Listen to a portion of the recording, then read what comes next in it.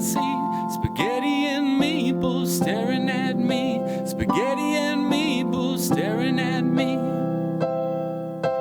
Get yourself a serving, maybe two. Talking Bulls basketball is what we do.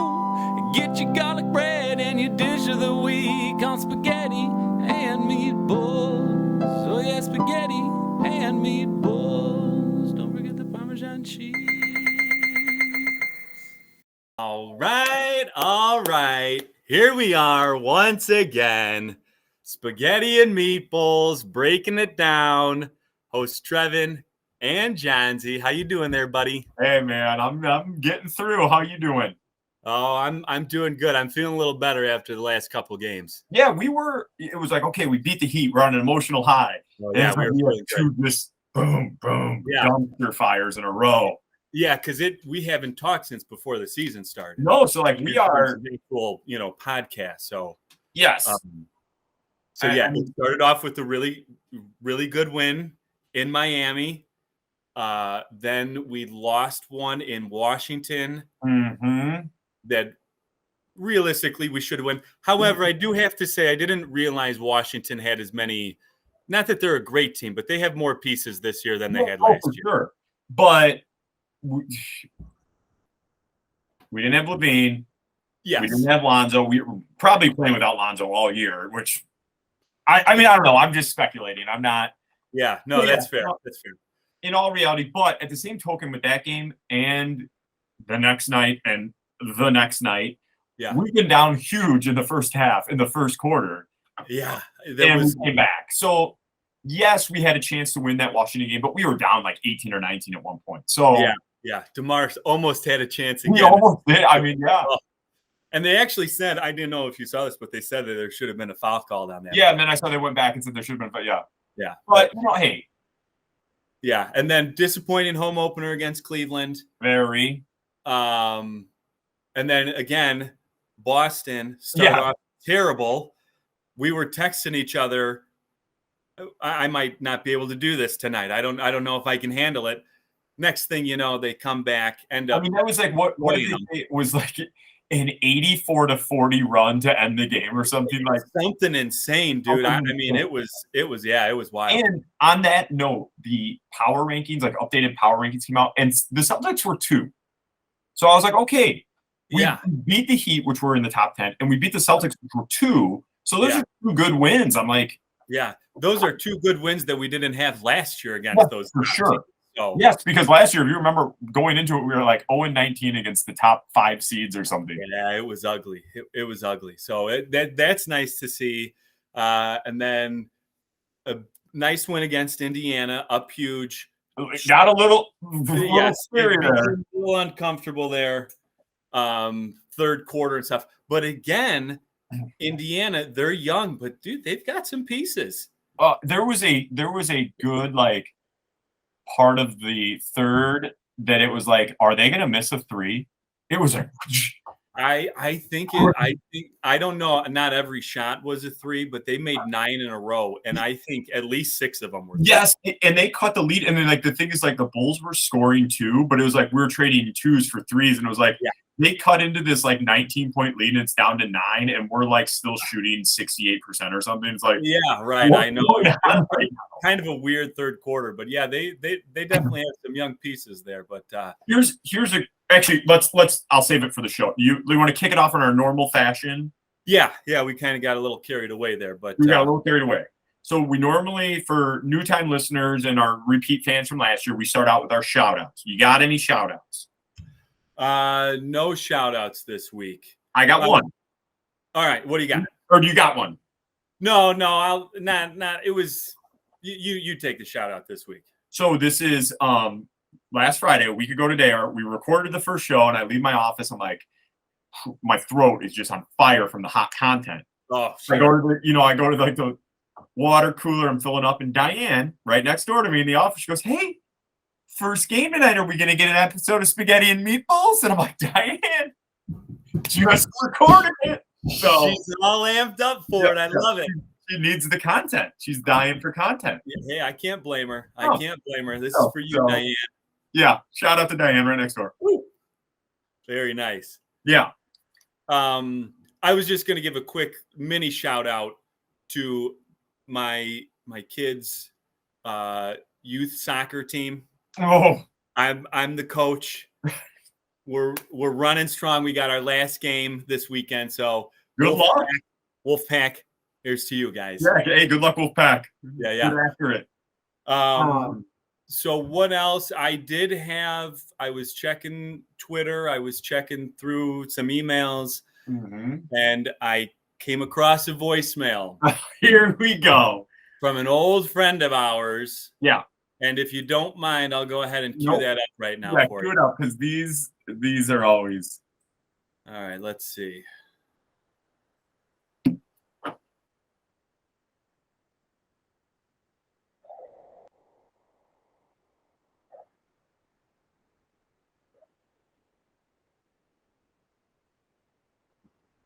I can't hear anything. Can't hear anything, huh? No. All right. Well, some technical difficulties. It's our old friend, Boldacious Dude. Oh, God. He makes the call in. I'll see if I can figure this out. Maybe download it to the computer first. This is when we need, like, when we really start rolling in the money from the show, we needed like an executive producer to clean up some of our audio for us. Yeah, it's not the smoothest operating system. No. Maybe. You know what? As you're cleaning that up, I'm going to jump on, because I also checked Twitter. Yeah. Whoa, I can hear it. I got it. What's up, guys? Guess who's back? Back again. Boldacious Dude here. Just calling to check in and tell you guys how excited I am for another season of our favorite team, and listening to you guys break it down for us. There was another thing I was calling about. In commemoration of Vooch and his 420th double. I'm going to have to go ahead and give a big shout out to that, and you know how I celebrated. So, anyways, sprinkle the cheese. Loves it. Loves the So that was the message that Boldacious Dude left us. It's classic that he comments on the 420 for Vooch getting that. Like, go figure. I should have known. Should have expected that he was going to call in. He's back. One of longtime caller, kind of a staple to the show. Yeah. Great to hear from. You know what I always find interesting is, like, he knows when we're airing the show. Like, we tell him it's Fridays. He doesn't ever call the show line. He leaves us voicemails like 11 o'clock at night. Like, I wonder if he's a little shy to be on air. You know what I mean? Yeah. He'll record it and then see if leave it up to us. Yeah, I get it. But I've called back. I've encouraged him. Hey, Friday 4:00, call in. We'll have you live on here. So I don't know. Maybe we'll wear him down one of these. Yeah, we'll see if we can get him on. Oh, that's good stuff. Yeah. So you got something. Yeah, I do. I got something kind of interesting. This is like normally when we get stuff on the as they say, the Twitter machine, the tweet line, our inbox. It's like just like F you guys, the Bulls suck. Yeah, it's so I get an interesting message, and I'm going to tweet out at this guy and hope he responds during the game tonight. So his handle is it's very simple. Clan the Spurs fan. Clan the Spurs fan. Clan the Spurs fan. And it was like, hey, love the show. And I said to him, hey, normally we give a shout out. I'm reading this right off that to our, in the DMs, if you want to send me something. And he goes, hey, I don't have anything bad to say about the Bulls. I actually hope you guys beat us to a pulp. I want Wemby. So he's talking about Victor Wembanyama. Yeah. Yanya. I don't know how to pronounce the last name, but the projected a 7'4" big man, but can shoot the three, a more talented KD, I've heard. Oh wow, that's I can't blame them for them being in their situation. I'm gonna tweet at him tonight and see, and people can follow along and tweet right at him. What he thinks about this new tampering, tanking situation. I think. Yeah, what's the deal with that? I don't know if they can. I don't know, because we're not in that situation. If they came out and said, like, we're really monitoring like the tanking situation, and I'll see what he thinks about it. Yeah. I mean, because when you're we're not in that position. No, as Bulls fans to be rooting for that. So as a Spurs fan, or as somebody who's a fan of one of these, no offense meaning, but lower tier teams. Yeah. What are your is it going to be worth it to try and tank for somebody like that if there's some Well, I'm hearing like highlights. Yes. And I see highlights obviously, and it's like generational talent, like only comparable thing is like LeBron. Yeah. 20 years ago, whatever. And it's like, right. Holy crap. So yeah, exactly. That's what I was going to say. Like in this, maybe not any other year. Yeah. But in this specific situation, because I can't say it for sure, but I feel like the last few years, there hasn't ever been, there hasn't been that consensus. Like this is the guy where I would say the only one I can even compare it to, and now it's kind of being like, oh, they should have went the other way, was Zion. Yeah. Like everyone for Zion, and now it's like, oh, John Morant's kind of like eclipsed him. And right. Yeah, that's a good point. So interesting. I'm gonna normally complete opposite of what we normally get. Normally it's like they're sending threats, they're threatening. I mean, we've had to change our phone numbers a couple of times already. So Clan the Spurs fan. I'm gonna cordial. We like it. Yeah. I might send him a link to the podcast too, and just see if we can get a listener. Maybe we'll give him a follow back. I know he's got a YouTube show, and he talks Spurs basketball, so maybe we'll give that a listen to. So, all right. Since we're 5 games deep, yep, we're 3-2, mm-hmm. and maybe about where, if you ask me 5 games in, knowing we're playing the Celtics, the Heat, the Cavs. The Wizards, a good team. I might have been like, 3-2 I'd be good with that. Well, right. I mean, with those 3 teams right there, with the Cavs, the Celtics, and the Heat, you'd be thankful to walk out of there 2-1, which is exactly what we did. So So like, that's a good point. Like, there's been some things that need to be worked on, as there is, in the beginning of any season. But I think, after 5 games, 3-2 is about where I would expect us to be. So, and I would say like here's my concern, and like this concern is also like, is it justifiable? I don't know. Here's what it is like, I just feel like teams have been exposing us like out on the perimeter.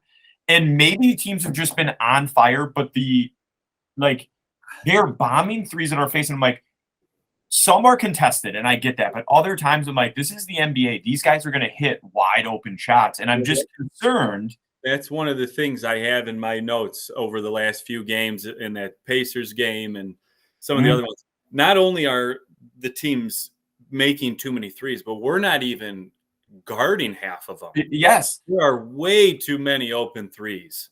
Like where Kuzma hit a couple that like no one was even there when we were playing the Wizards. I was like, yeah, I know. And he's an NBA player, so he's going to hit. The other night against Buddy Hield, who's one of the league's best 3-point shooters, there was a couple of them where nobody decided to pick him up and, coming down the court, and he just had a wide open look at it. So, I don't know. That is definitely an area. That's where I'm at. And it's like, I was torn between like, are we just like, it's start of the year, guys' legs are fresh. They're just bombing in threes. They're on fire. And it's like, maybe, but it's a concern. Yeah. And that's always been, at least last year and so far this year, we give up too many threes and we don't make enough threes. We are shooting one of the lowest percentages, or at least I think before the Indiana game. I would had to have gone up after. Yeah, I had to go after that. Yeah. But not only are we taking I think second fewest threes per game, but we're also making a very small percentage of those. So, but honestly, other than that, there's not much I can complain about. No, I agree. We were talking in the pregame. This new bench mob, if you will. And I know it's a small sample, but man, you got to like what you see there with Dragic and Drummond. And of course we love Javante, what he brings on that second unit. So and I have to say, again, it might be a little early, but like my expectations have been exceeded for those two specifically. Drum. I knew they were going to bring something. They were going to add something to it, but I feel like from where this team was a year ago and their bench to where they are this year is night and day. Well, I will say, okay, so I've been another thing I should have touched on is like I'm a little concerned with Patrick Williams' aggressiveness and productivity, but the positive when you start Patrick Williams is you now bring Javonte off the bench. Yeah. And last year he's kind of forced in that role. The other night maybe I did text you. It was like late in the game, kind of like Indiana was making like a slight run. End of the fourth, mid fourth, and he gets like a steal, almost falls down, gets it back with his dunk. Yeah. Such a Javonte play. Yeah, I don't think we did text on that, but because he had almost stole it right before, and it went out of bounds, and then they inbounded it, and he still got the steal. So it's just bringing that energy off the bench, and we're getting back into it. I'm going to bring up my phone real quick. Is we forgot the dish of the week. Because I had a couple written down. Yeah. There's definitely a segment, but I had first game of the year. Javonte cuts across the lane, and he does a little shovel pass to Vooch for a hammer. Yeah. Yep. And then I also had a Dragic alley-oop to Drummond, same game. There's been, and since we've had 5 games, there's definitely been more than of worthy dish of the weeks. Because Wednesday against the Pacers, it was Dragic again, I believe, had that alley-oop. He had a few of them, but that one to Javonte in the third quarter, that was a huge one. And then in the second quarter, he had one to Drummond, and he had another one that was – now, this might be the only time where the play wasn't actually completed and it wasn't an assist. But he had one where it was like a no-look alley-oop, up over 3 guys to Derrick Jones Jr., and he ended up getting fouled. Yes, I was going to say that he had another alley-oop that it didn't go, but like it was great. And that first game against the Heat, he had some Dragic, we're saying here, had some big threes. It was like, man. He made a very good first impression. Yeah, I love it. He's just like hair, just like out there, and just dude, loving it. Yeah, it was nice. He's definitely been a nice surprise for sure. So we got that going for us. So we talked about some concern. What are you liking so far with this squad? Well, let me ask you a question here. Yeah. Because I was trying to now I obviously don't know the depth of many other rosters in the league. But when you look at the Bulls front court with Zach, with Ayo, with Caruso, with Kobe White, do you think that they have one of, if not the best front courts from top to bottom? I believe it's in the backcourt. Backcourt. Yeah. Sorry. Thank you. Okay. Sorry, I didn't mean to correct you there. No. I appreciate that you did. Yes. When you look at it from all the way through with Ayo and Dragic. Yeah. Like, and if we're not don't lose a whole lot. No. And if we're not even counting Lonzo in that group, and you and I talked about pregame. Yes. Like we've always said, each of us has our guys. You're a Vooch guy. I'm a Kobe guy. Yep. Vooch been playing out of his mind. Big time. And Kobe's had he's got such a quick trigger that he's always, it's always ready. I think you're right. I think Ayo has just been, if he's not the steal of the draft, somebody tell me who is then. Yeah, I agree. I mean, he was, before this season, he was already like, he should have gone in the lottery. Now, from what he's done so far this season, if he continues, I mean, they're going to look back and say he should have been a top 5 pick. Yeah. I'm not saying he should have been the first pick of the draft, but I'm saying or even the best player in that draft. I'm just saying if he's steal of the draft, who is? Yeah, I agree because he's just basketball smart. He just makes the right play. He knows when to be aggressive. You even see him calming down some of the veterans, trying to very level-headed, very even-keeled. It was either the Celtics game or the other night, and DeMar had gotten a 3-point play, and he was like bringing the guys together and being like, okay, like that. It was the DeMar at the end. Midway through the fourth, there was a little run. I think we were up like 6 or 7, and DeMar got like a little pump fake and one, and it was kind of like that's what we needed. But Io brings the squad together at the free throw line. Like, all right, let's. Yes, exactly. Like he has, that's a special quality to have that leadership ability as only a second-year player. So yeah, so I think you made a really good point when we talk about Io, Zach, DeMar, Kobe, like even Javante can play in that role. Caruso, like yeah, I mean, you really don't. I mean, last year we were putting Matt Thomas out there to get some minutes and stuff, and you really don't. And the way I always look at these things is like, if we're talking about a 5-game series, a 7-game series, does somebody want to get beat down defensively going against Io and Caruso, and then have to go the other way and say, "Oh, cool, I get Zach and DeMar"? Just right. Yeah, not many can do that. So, have you heard? Is Zach going to play tonight? I haven't heard. And normally they tweet out the lineup pretty early. Yeah. I know you sent your guy a text message, and that relationship is still kind of on the mend between you two. So, well, yeah, it's I don't know. He's a little emotional sometimes. I know, I get it. But I just give him some space, let him cool down. He'll come back around. Yeah, I'll send him a fruit basket or something. There you go. So speaking of like inside like sources, I'm at like this VIP. You couldn't go that one night to that. And who do I meet but Adam Amin? So he's like, "Hey, I love the show. Want a guest spot?" I'm like, "Listen, we don't really bring in guests, but I've been texting him. So I also asked him about the Zach thing. He's kind of saying nothing's wrong with the knee structurally. I don't know if this is a company line. Yeah. But it's like, well, I have to say that I was definitely jealous of that I missed out on that, because I'm a big Adam Amin fan. I know. And the fact that you got to sit there and eat dessert with him, I forget what it was. It was like a gala for like, I don't know if it was like a Shed Aquarium host the Bulls gala night. Like it was something. And I know that you were the guest, judge of that chili cook-off. Everybody wants a piece of it. It's a good problem to have, but there's definitely some conflict issues. Like we go and we draw straws, and one of us goes to a Shed Aquarium gala, and the other one's the guest judge chili cook-off. But good chili that night, though. Good chili that night. Oh yeah, hey, I would have taken that too. So it's a good question about tonight. I hope so. It's just like we're in a little streak right now. Yeah. I hope he plays, but we'll see. Yeah, I mean, this would be a game for him to take off if they're trying to limit his minutes. Right. And then we got the Sixers at the beginning of the season.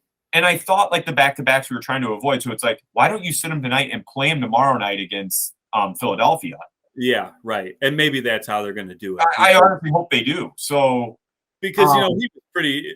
I think that's. Now, of course, I'm concerned about him missing games, and as rightfully so, as every Bulls fan should be, after he gets the contract that he gets in the offseason. But I think it's more of a he was hurting by the end of last season, and I think they're trying to avoid that. I think now, of course, he needed surgery, but I think they're trying to avoid too much work and stress on him early in the season, so he's better in the second half in playoffs. Yeah, I'm with you. Okay, so we kind of covered the 5 games a little bit. What are you looking for tonight?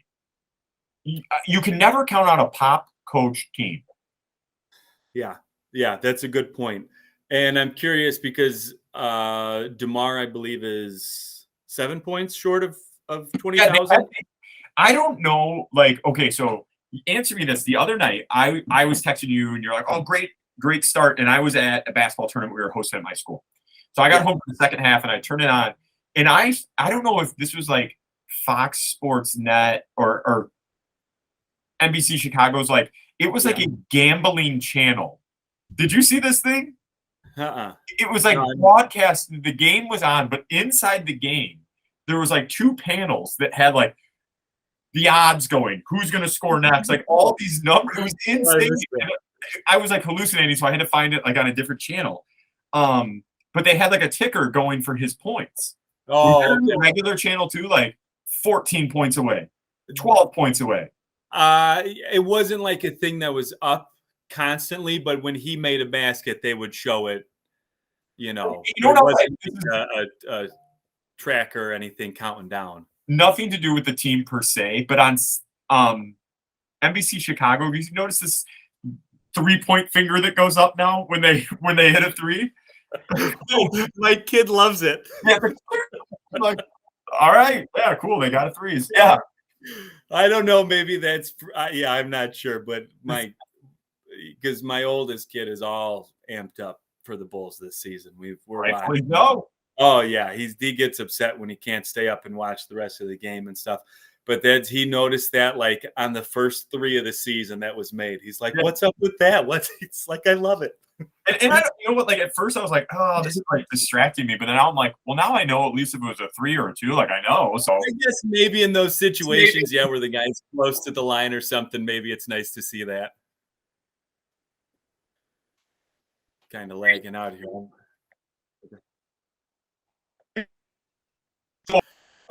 Well, I just like to see Vooch keep being Vooch, and I want to see him. I think we're having a little bit of like lag issue going on here, so we'll see. But I like to see him because they've been giving him the ball more in the post this year, and I know that's something they've wanted. I know it's something he wanted, so I just like to see that continued because as one of the biggest Vooch fans out there, I love seeing it. I love seeing how he's being utilized underneath.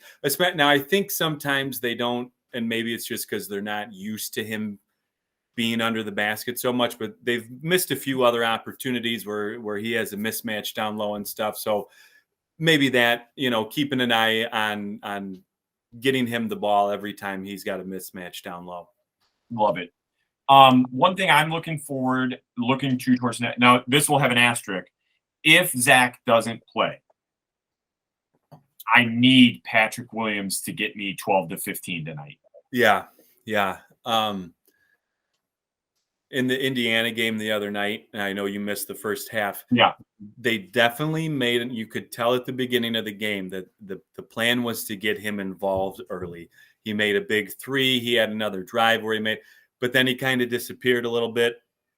Well, a lot of it, I suppose, for the rest of the game. I don't know if he played in the fourth quarter at all. No, I didn't see him too much. And it's like we had a 4th overall pick in the draft. Young kid. He's only 20, 21 right now. Yeah. I'm not giving up on him. I'm not. Oh, no. And that's what Stacey says. He says that don't. He's a young kid. He's still figuring it out. Yep. So I like how they got him involved. I would like to see that again and see if he could keep that going a little more. And you're right. He doesn't need to score 20. No. But 12 to 16 points would be ideal for him. And on the same token, if Zach doesn't play tonight, and not that he needs to by any means, but I'd love to see a big game out of AC. I just think he's kind of been like lurking around. Yeah. Making big plays. Hasn't been great yet, but I think he has such a capability. He can be such a game changer on both ends of the court that like I just like to see it out of him. He's a good guy and great team guy. So yeah, I would like to see that too. I mean, he makes his plays every game where he's hustling and diving and taking charges, but it'd be nice to see him put up a 15 spot or something, have a couple nice dunks. Or I'm going to give you, before we look at the line tonight, I'm going to give you, because we're going to try to do Friday shows. Just kind of works better for both of us right now. Yeah. So if we're counting tonight, we have coming up here San Antonio. Okay.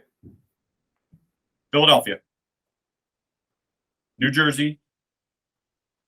And Charlotte. So 4 games. What do you think out of those 4? San Antonio, Philadelphia, New Jersey, Charlotte before we play next week. All right. So let's go 3-1. I think that, let's not, count them before they hatch, but tonight's a win, we'll say. Okay. And then if you can split Philadelphia and the Nets. Yes. And then win at Charlotte, I think that'd be a great week. We go 3-1. That would take us to what? 6-3. Yeah, 6-3. With 3 of those wins coming against top teams who we struggled against last year. So All right. So before we should have taken the 7 the other night. You had texted me and said, like, what do you want to do with the show account? Should we take It seemed like too much at the time, though. I'm nervous, you know. I know. And then they come out and it's like 19-point lead, and then they win by 15. But whatever. Tonight it's 5. I'm going to tell you right now, I lost a little bit of money on our account betting college football. I got out ahead of myself a little bit. That's okay. I'll never hold it against you. I was just watching some games, you know. Last night's games? What? What, the games last night? No, this is last weekend. Yeah. Okay. All right, I gotcha. Well, I like the 5. Okay, we're gonna take the 5. Is there any? I know we don't have Jesse. I gotta call Jesse this week. But is there anything else you like? You like the 5 tonight? Is there any props, or have you? I just took a quick look at the props, so I didn't get too far into them. I was kind of feeling the over again, though, too. It's a 230. Yeah, we don't play any defense. What is it? 213? No, 230. I was like, oh, geez, 213. Yeah, right, 213 all over it. 231. So I don't know how you feel about that, but I was kind of. Well, if you want it, I'll put it. You want it, same game parlay? You want the 5 and 231? I'd be okay with that. All right. Do we want to just keep it those 2? We'll keep it those 2. All right. So -5 in the over. Yep. I'll go ahead and tweet that out here after. And I just put it in our account, put the bet out there. So good show today. We're going to tweet out Clan the Spurs fan later. We'll be all over the Twitter machine tonight. Yep. And Trevin, I'll see you. We're texting nonstop during the week, but I'll see you next Friday for the show. And as always, that's